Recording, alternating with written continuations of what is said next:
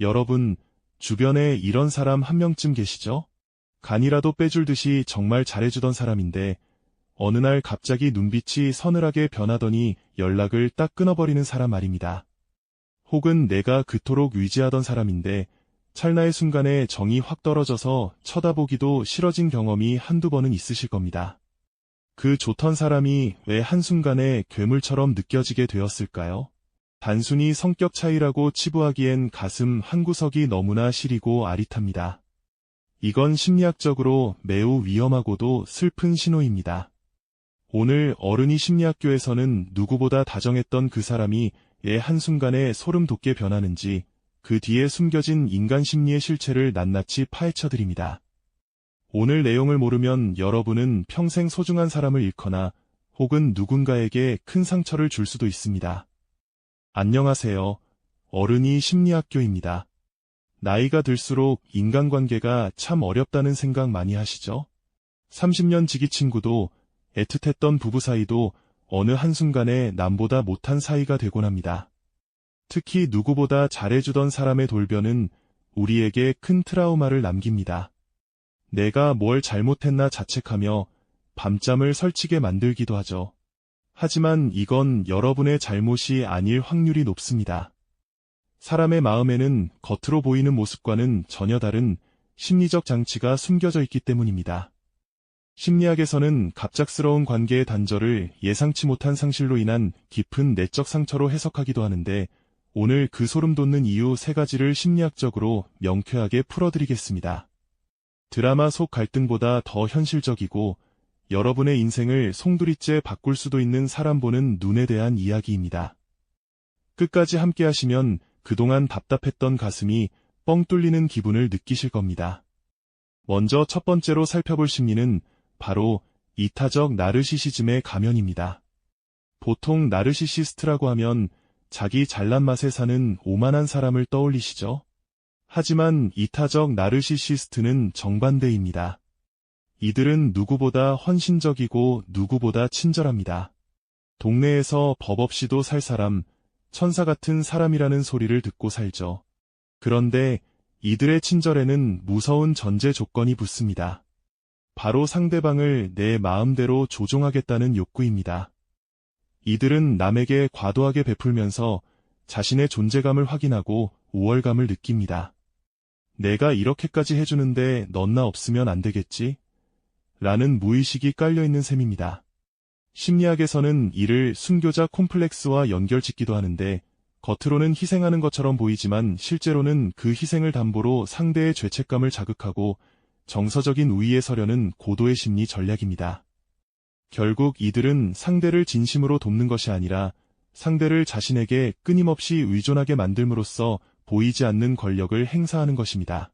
자, 그런데 여기서 소름 돋는 점은 이들이 친절을 거두는 순간입니다.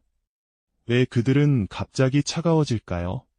이타적 나르시시스트는 상대가 자신의 통제에서 벗어나려 하거나 자신이 기대한 만큼의 칭송과 감사를 보내지 않을 때 무섭게 돌변합니다. 내가 너한테 어떻게 했는데 감히 내가 나한테 이럴 수 있어. 라는 분노가 치밀어 오르는 것이죠. 어제까지는 세상에 둘도 없는 은인처럼 굴다가도 오늘 자신의 자존심에 생채기가 나면 차갑다 못해 잔인할 정도로 상대를 밀어냅니다. 심리학에서는 이를 자기애적 분노라고 부르는데 타인을 동등한 인격체가 아닌 자신의 자존감을 유지하기 위한 도구로 보기 때문에 발생하는 현상입니다. 그들이 썼던 친절의 가면은 사실 상대가 아닌 자기 자신을 돋보이게 하기 위한 도구였을 뿐입니다. 여러분 주변에 과할 정도로 잘해주는 사람이 있다면 그 친절 뒤에 숨은 의도가 무엇인지 한 번쯤 냉정하게 들여다봐야 합니다. 드라마를 보면 꼭 그런 대사가 나오죠. 착한 사람이 화나면 더 무섭다 라는 말입니다. 우리 주변에도 평소에 화 한 번 안 내고 허허실실 웃어주던 사람이 어느 날 갑자기 짐을 싸서 떠나듯 관계를 정리하는 경우가 있습니다. 이를 심리학에서는 도어슬램 현상이라고 부릅니다.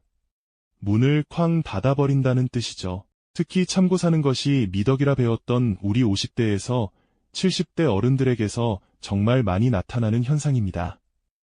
이들은 겉으로는 웃고 있지만 속으로는 상대의 무례함이나 실수를 하나하나 채점하고 있습니다. 100점에서 시작해서 상대가 실망을 줄 때마다 1점씩 깎아 내려가는 방식입니다. 그리고 마지막 1점이 깎여 0점이 되는 순간 뒤도 안 돌아보고 관계의 문을 영구히 닫아버립니다. 여러분, 조성모의 가시나무라는 노래 가사를 기억하시나요? 내 속엔 내가 너무도 많아 당신의 실곳 없네라는 구절처럼 도어 슬램을 하는 사람들은 마음속에 억눌린 감정의 가시가 가득합니다. 이들은 갈등이 생겼을 때 대화로 풀기보다는 혼자서 사귀는 쪽을 택합니다. 싸우는 것조차 에너지가 아깝다고 느끼거나 혹은 평화를 깨고 싶지 않아서 참는 것이죠. 하지만 참는 것은 해결이 아니라 축적입니다. 겉으로는 평온해 보이지만 마음의 댐에는 이미 수만 개의 실금이 가고 있습니다. 마치 겉은 고요하지만 내부에서는 뜨거운 마그마가 들끓는 휴화산과 같습니다. 그러다 어느 날 아주 사소한 말 한마디나 무심한 행동 하나가 마지막 트리거가 되어 거대한 댐이 터져버리는 겁니다. 상대방 입장에서는 마른 하늘에 날벼락을 맞은 것처럼 황당하고 배신감마저 느껴지겠지만 도어 슬램을 한 사람에게는 수천 번의 인내와 경고 끝에 내려진 아주 냉정하고도 슬픈 최종 판결인 셈입니다. 이들은 문을 닫는 순간 그 뒤의 관계를 복구할 생각조차 하지 않을 만큼 이미 감정적으로 완전히 소진된 상태입니다. 도어 슬램은 예고 없이 찾아오지 않습니다. 다만 우리가 그 미세한 신호들을 무시했을 뿐이죠. 평소에 말수가 적어졌다. 눈을 잘 마주치지 않는다. 어떤 제안에도 그저 그러자고만 한다. 이런 모습들이 사실은 마음의 문을 닫기 전 보내는 마지막 구조 신호일 수 있습니다. 누군가 나에게 무조건 맞춰준다고 해서 그게 진심으로 좋아서라고 착각해서는 안 됩니다. 상대방이 참고 있다는 것을 알아차리지 못하고 계속해서 무례를 범한다면 여러분은 어느 날 아침 세상에서 가장 친절했던 사람을 잃게 될지도 모릅니다. 관계는 일방적인 인내로 유지되는 것이 아니라 서로의 불편함을 솔직하게 나눌 수 있는 건강한 소통이 있어야만 오래 지속될 수 있습니다. 세 번째로 우리가 알아야 할 것은 거울투사와 감정적 소진의 원리입니다. 사람은 누구나 타인에게 베풀 때 은연중에 보상을 기대하게 됩니다. 내가 이만큼 했으니 너도 이만큼은 해줘야지라는 무의식적인 거래가 마음속에서 일어나는 것이죠. 그런데 이 기대치가 지나치게 높으면 심각한 문제가 됩니다. 내가 너무 잘해주다 보니 상대방을 나의 분신처럼 여기게 되고 상대가 내 마음과 똑같이 행동해주길 바라게 됩니다. 이걸 심리학적으로 투사라고 합니다. 상대방을 그 자체로 보는 것이 아니라 내 욕망을 비추는 거울로 사용하는 것이죠. 하지만 상대는 엄연히 다른 인격체이기에 내 기대에 100% 부합할 수 없습니다. 이때 발생하는 실망감은 단순한 섭섭함을 넘어 상대에 대한 소름 돋는 혐오나 정떨어짐으로 번지게 됩니다. 마치 거울 속 내 모습이 내 마음대로 움직이지 않을 때 느끼는 기괴한 공포처럼 말입니다. 결국 내가 사랑했던 것은 그 사람이 아니라 그 사람을 통해 보고 싶었던 완벽한 내 모습이었을지도 모릅니다. 여러분의 호의가 진정 상대를 위한 것이었는지 아니면 나를 위한 투영이었는지 한 번쯤은 냉정하게 들여다봐야 합니다. 실생활 예시를 들어볼까요? 자식에게 모든 것을 다 바쳐 뒷바라지한 부모가 자식의 작은 말실수 하나에 내가 널 어떻게 키웠는데 라며 정이 뚝 떨어지는 경우를 흔히 봅니다. 이건 자식을 사랑한 마음도 분명 있겠지만 그 이면에는 자식의 성공과 순종을 통해 자신의 보상 심리를 채우려 했던 심리적 투사의 감정이 섞여 있기 때문입니다. 마치 정성을 다해 키운 화초가 내가 원하는 색의 꽃을 피우지 않았을 때 느껴지는 배신감과도 같죠. 내가 준 사랑이 오로지 상대를 향한 순수한 배려였다면 서운함은 남을지언정 관계 자체가 파탄나지는 않습니다. 하지만 그 호의가 사실은 나의 우월함이나 나의 정당성을 증명하기 위한 수단이었다면 결과가 뜻대로 나오지 않을 때 우리는 그 대상을 원망하며 가차없이 밀어내게 됩니다. 내가 누군가에게 갑자기 정이 떨어진다면 혹시 내가 그 사람을 있는 그대로의 인격체가 아닌 내 욕망을 비추는 거울로만 보고 있었던 건 아닌지 반드시 돌아봐야 합니다. 결국 인간관계에서 정이 떨어진다는 건 내가 만든 환상이 깨졌거나 상대의 가면이 벗겨졌다는 뜻입니다. 우리는 흔히 뜨거운 관계가 좋은 것이라 생각하지만 심리학적으로 가장 건강한 관계는 적당한 거리가 유지되는 관계입니다. 너무 뜨거우면 데이고 너무 가까우면 상대의 허물이 너무 크게 보입니다. 마치 산소와처럼 여백이 있어야 그 아름다움이 유지되는 것과 같습니다. 철학자 쇼펜하우어는 이를 고슴도치 딜레마에 비유했습니다.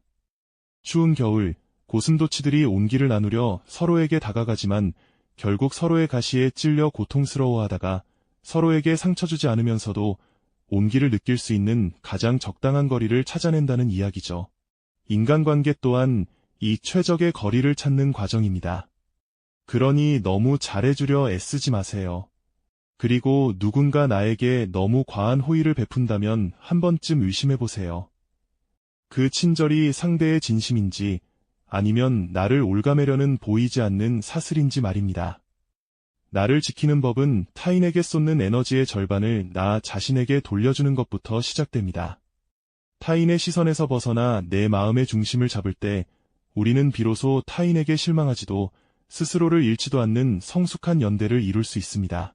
오늘 영상이 여러분의 지친 마음을 조금이나마 어루만져 주었기를 바랍니다. 누군가의 갑작스러운 변화에 상처받아 밤잠을 설치고 계신가요? 내가 부족해서 그래 라며 스스로를 채찍질하고 계시진 않나요? 그러지 마세요. 여러분은 충분히 사랑받을 자격이 있고 상대방의 마음이 변한 건 그 사람 내면의 문제일 뿐입니다. 일본에는 깨진 도자기를 금으로 이어붙여 이전보다 더 아름다운 가치를 부여하는 킨츠기라는 예술이 있습니다. 우리 마음의 상처도 이와 같습니다. 타인에게 입은 상처를 스스로 치유하고 메워가는 과정은 결코 헛된 시간이 아니며 오히려 당신이라는 존재를 더욱 빛나고 단단하게 만들어줄 것입니다. 떠나가는 사람을 억지로 붙잡기보다는 지금 내 곁에 남아 묵묵히 자리를 지켜주는 소중한 사람들에게 따뜻한 말 한마디 더 건네보는 건 어떨까요? 그게 진짜 어른의 성숙한 관계 맺기일 것입니다. 인간관계는 참 어렵습니다. 하지만 그 안에서 우리는 진짜 나를 발견하기도 합니다. 누군가에게 실망하고 또 누군가를 실망시키며 우리는 조금씩 단단해지는 법이죠. 오늘 말씀드린 이타적 나르시시즘과 도어슬램, 그리고 거울투사의 원리를 꼭 기억하세요. 심리학자 아들러는 모든 고민은 인간관계에서 비롯된다고 말했습니다. 이 세 가지만 알아도 여러분은 인간관계에서 오는 스트레스의 절반 이상을 줄일 수 있을 겁니다. 나 자신을 잃어가면서까지 유지해야 하는 관계는 세상에 없습니다. 가장 소중한 건 바로 여러분의 마음 평화입니다. 여러분의 마음이 시끄러울 때 언제든 이곳 어른이 심리학교를 찾아주세요. 제가 여러분의 마음 기댈 곳이 되어드리겠습니다. 당신은 지금 그대로도 충분히 괜찮은 사람입니다. 오늘 영상이 공감되셨다면 아래 세 가지만 꼭 확인해주세요. 첫째, 내 마음을 지키는 심리 공부를 계속하고 싶다면 구독 버튼을 눌러주세요. 어른이 되어도 여전히 어려운 마음 공부를 함께 해나갔으면 좋겠습니다. 둘째, 주변의 관계 때문에 힘들어하거나 사람 때문에 상처받은 친구가 있다면 이 영상을 공유해주세요. 심리학적으로 자신의 고통을 타인과 나누고 공감받는 것만으로도 뇌의 통증 중추가 완화된다는 연구가 있습니다. 여러분의 공유가 누군가에겐 실질적인 치유의 시작인 심리적 산소 호흡기가 될 수 있습니다. 그리고 좋아요로 저를 응원해 주신다면 더 좋은 영상으로 보답하겠습니다. 마지막으로 혹시 여러분도 누군가에게 정이 뚝 떨어졌던 순간이나 도저히 이해되지 않았던 사람의 행동 때문에 괴로웠던 경험이 있으신가요?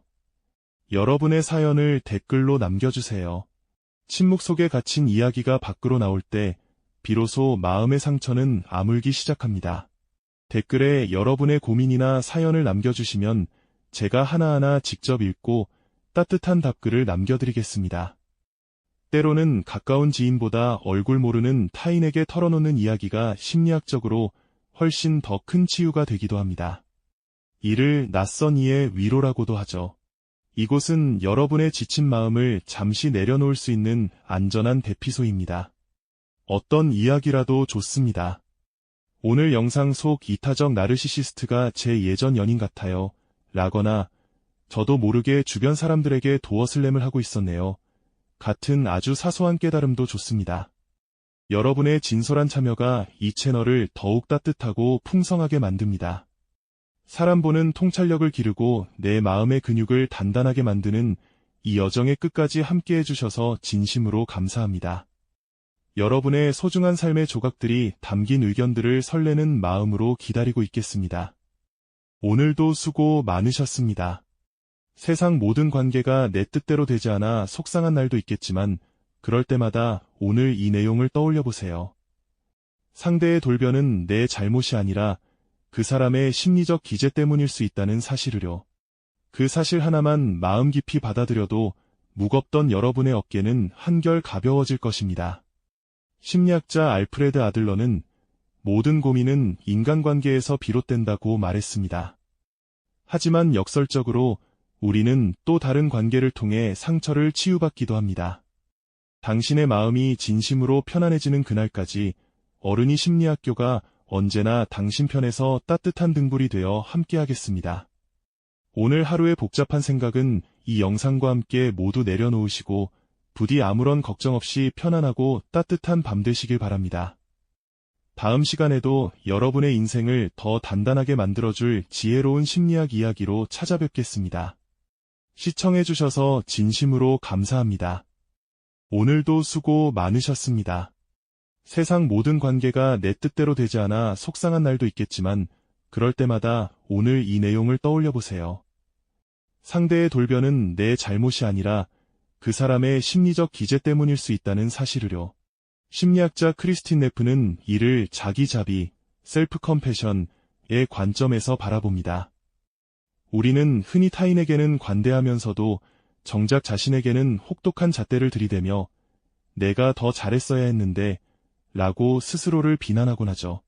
하지만 타인의 마음을 내가 마음대로 할 수 없듯 관계의 단절 또한 나의 부족함 때문만은 아닙니다.